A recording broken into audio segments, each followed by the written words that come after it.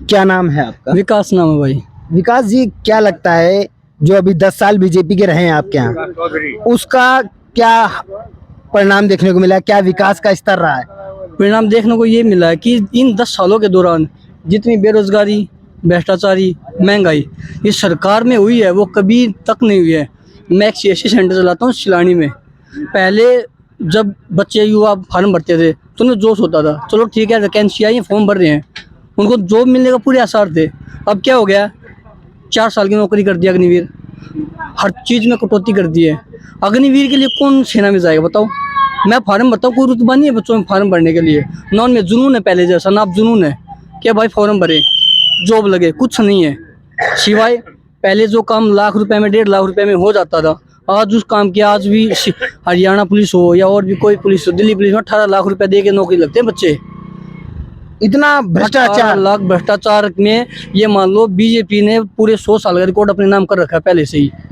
100 साल तक बीजेपी रहेगी, ये मान लो देश बर्बाद है आज के टाइम पे। तो कुल मिला के इतना कमा लेंगे हम पहले ही 10 सालों में कि आगे 100 साल तक आराम से। कमाओगे कहाँ से? नौकरी है, रोजगार है। अरे बच्चों से तो कमा लिया ना। बच्चे से क्या कमाएंगे? क्या कमाएंगे? 100 रुपए लेते हैं फॉर्म के। आप नहीं, जो नौकरी लगवाने वाले 18-18 लाख आप बता रहे हो ना, ले लेते हैं। अब ये नीट का है, स्टूडेंट है, हाँ। कितना बुरा हो रहा है उनके साथ में बताओ। जो नीट के स्टूडेंट हैं उनके साथ में जब वो डॉक्टर भी बनेंगे जो पेपर लीक करके जा रहे हैं, क्या उनसे देश आगे बढ़ेगा? नहीं। देश की वही हालात होनी है जो आज दूसरे देशों में, जो लो कैटेगरी के देश हैं, हमारे साउथ के देश है, उनमें इतनी विकास नहीं है जो इंडिया में है। लेकिन होने तो नहीं देते, पेपर लीक कर देते हैं, बच्चों को नौकरी नहीं मिलती है। क्यों? पेपर लीक वालों को मिलेगी, हमें थोड़ी मिलेगी। मैं भी एक पोस्ट ग्रेजुएट हूँ यार इंग्लिश से, लेकिन नहीं मिली नौकरी। क्यों नहीं मिली? ये सिस्टम की वजह से नहीं मिली, जो हमारा ढांचा है, लचर है, नहीं मिली नौकरी। तो आपके यहाँ के जो ये धनखड़ जी थे, मंत्री भी रहे, धनखड़ ने क्या किया इस देश में? हमारे गांव में उन्होंने इतनी इज्जत की उसकी, इतनी इज्जत की उसको, बहुत ज्यादा इज्जत दी। लेकिन जब भी कोई काम के लिए जाते, पता क्या बोलता था? धनखड़ ने ये बोला था कि शिलानी गांव ने मेरे को वोट नहीं दी, अपने दम पे बनाऊं मैं। पहली बार जब बने तो कृषि मंत्री थे, जब मैं बोला अपने दम पे बनाऊं, मैं क्यों दूं, मैं क्यों तुम्हारा कार्य करूं, क्यों तुम्हें ग्रांट दूं? बस ग्रांट ही दोगे, तुम तो मंत्री तो बन गए, दिया तो हमने भी है, हमने सहयोग तो किया है, चलो वोट नहीं दी। क्यों नहीं दी? हमारे गांव में जो बाईपास है उसके अंदर इतने एक्सीडेंट हुए, कम से कम 27-28 मौतें हो गई थी, गांव के जवान लड़के मर गए। उन्होंने बोला था भाई या तो इसको फ्लाईओवर बनवाओ, अगर ये नहीं बनवाओगे तो हम वोट का बहिष्कार करेंगे। इलेक्शन का बहिष्कार कर दिया। तो सर ये बनने के बाद में इन्होंने ये बोला था तुम्हारे वोट नहीं दी तो हम आपको सहयोग नहीं देंगे। ये इलेक्शन का टाइम है, ये धनखड़ के मौजूद फिलहाल है, अभी पूछ लेना, ये बयान थे कि शिलानी ने कोई सहयोग नहीं दिया, हम शिलानी के लिए कोई कार्य नहीं करेंगे। अच्छा, तो ऐसे नेता को क्या नाम रखेंगे आप कि किस तरह का नेता है? ये दलबदलू नेता है जी, ना इन्होंने कभी विकास किया है, ये अपनी झोली भरते हैं। जहाँ पे इनका कमीशन आ गया वहाँ काम किया, नहीं आया वहाँ काम छोड़ दिया। लोग तो बताते हैं कि इन्होंने बीजेपी को यहाँ जिंदा करने में अपना पूरा जीवन दे दिया है। कोई एक जगह बताओ कहीं भी, ना तो इनकी कोई लहर है, ना कुछ और है। अगर आज भी देश में अगर स्वतंत्र तरीके से अगर इलेक्शन हो जाए तो बीजेपी 10 सीटें निकाल सकती, पूरे देश की गारंटी ले सकता हूँ, मुझे इतना पता यकीन है। हरियाणा में उनका कुछ सहयोग कभी जिंदगी में था ही नहीं, ना कभी इन फ्यूचर कभी हरियाणा में ये कर पाएंगे। जो भी ये बन रहे हैं सिर्फ आज तक भी जो बने ईवीएम मशीन की वजह से बनते हैं, ना तो इनका किसी भी पार्टी में कहीं पर भी ना इनकी कोई जगह है, ना कोई हमारी खा पंचायत इनकी इज्जत करती है। सबको पता है ये करते हैं फूट डालो राज करो, आपस में भाई भाई को बढ़ा दो। राजस्थान में जाओगे आप, गुजरात में है पटेल नॉन पटेल कर देंगे, हरियाणा में जाट नॉन जाट कर दिया, महाराष्ट्र में जाओगे मराठा नॉन मराठा कर देंगे, जहां भी जाओगे, झारखंड में जाओगे आदिवासी नॉन आदिवासी कर देंगे। जहां भी ये गए हैं ना, उन्होंने सिर्फ आपस में हमें लड़ाया और कुछ नहीं किया इन्होंने। ना इन्होंने राजनीति करी है धर्म के नाम पे, राजनीति कभी भी इन्होंने मुद्दों के नाम पे कभी राजनीति नहीं की। मुद्दों के नाम पे अगर राजनीति नहीं होगी तो कैसे काम चलेगा देश का? जिस देश में धर्म के ऊपर राजनीति हो जाएगी उस देश का बेड़ा गर्क निश्चित है।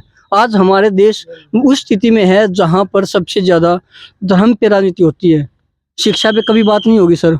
आज तक मैंने नहीं देखा, मैं शो देखता हूँ, अंजना के देखता हूँ, सबके देखता हूँ, कभी मैंने आज तक एक भी बेरोजगारी के ऊपर शो नहीं देखा उनका, एक भी महंगाई के ऊपर नहीं देखा, शिक्षा के ऊपर नहीं देखा। आज ये अग्निवीर योजना है इसके ऊपर नहीं देखा।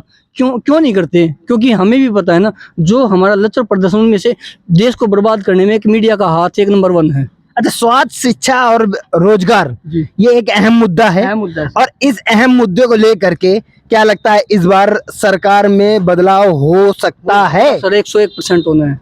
अच्छा, 101% बीजेपी का सुपड़ा साफ है।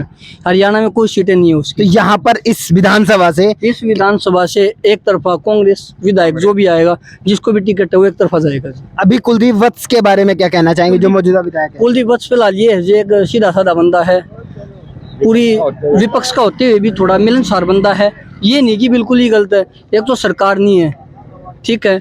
और जहाँ तक मेरा ख्याल है हरियाणा में वो हालात होने हैं जाट नॉन जाट करके, जो कुलदीप वत्स को अगर टिकट रोकने का अब की बार प्रयास किया जाएगा 100%। अच्छा, जी सर, ये जो अनुमान है ये अपनी तरफ से बता रहा हूँ मैं, अच्छा, ये किसी के प्राइवेट नहीं है, पर्सनली मेरे खुद के ही है। अच्छा।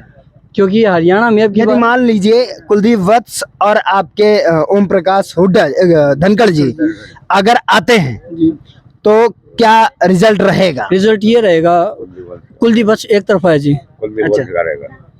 धनखड़ का कोई भी दूर दूर तक नामो निशान नहीं है जी। मतलब सुपड़ा साफ सुपड़ा करेंगे। साफ है जी, कभी से ही है। मैं तो जब से अपना लोकतंत्र में सहयोग देना शुरू किया, मैंने कभी से बीजेपी पार्टी का ना तो समर्थन किया, ना कभी वोटिंग की उसके लिए, और ना कभी फ्यूचर में करूंगा। ना तो उन्होंने कभी हमारे जवानों के लिए कुछ किया। जो भी उसके खिलाफ बोलता है वो देशद्रोही है, सीधी बात है। जो पार्टी के खिलाफ बोलेगा वो देशद्रोही है। जिन्होंने टीचरों ने किया, स्टूडेंट ने किया, हमारे अग्निवीर भाइयों ने किया, जो अब अग्निवीर हैं फिलहाल हैं, जो भी उनके खिलाफ बोलता है वो बोलते हैं सब देशद्रोही है। हम ही इस देश को चला रहे हैं, हम ही देश के दाता है। बस इस देश को बर्बाद करने के लिए बीजेपी एक सबसे बड़ा हथियार है, ये मान लो जी। और सबसे बड़ा हाथ है आरएसएस का और बीजेपी का। ये दोनों मिलकर इस देश को अंदर से इतना खोखला बना दें कि हमारे आने वाली युवा पीढ़ी अपने आने वाले 100 सालों तक नहीं उठ पाएगी सर, जो मेरा खुद का ओपिनियन है। और कुछ सर? बेरोजगारी एक बहुत बड़ा मुद्दा है। बिल्कुल, ठीक है सर, थैंक यू।